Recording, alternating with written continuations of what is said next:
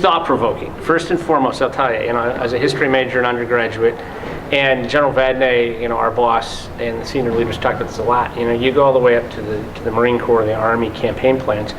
One of the things that the senior leadership in the military is looking at now is, we've had 12 years of war fight, and we've been so busy with the war fight. The campaign plan for the Army now has Soldier for Life. It makes you think differently about service. And now here in Michigan, as you heard today, we've got the new Michigan Veterans Affairs Agency.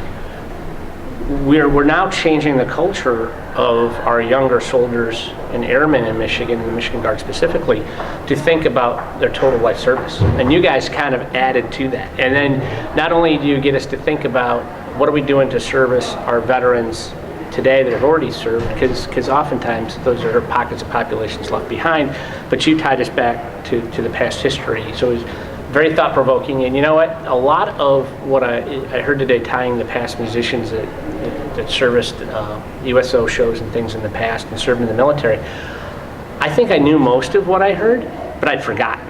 I had forgotten how many famous people and what their service was and how it was connected to music and service in our country. I can see a variety of audiences this would be great for. We talked off camera before about how to impact school children. I have two young teenagers in school, and trying to connect history with them, with the work that they're doing, and figure out and connect it to the eras is difficult.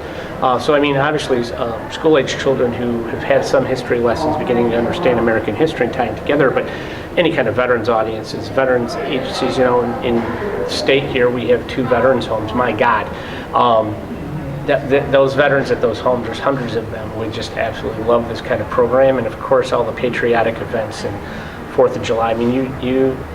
It runs a wide spectrum of audiences, and there's a historical, educational piece to it as well.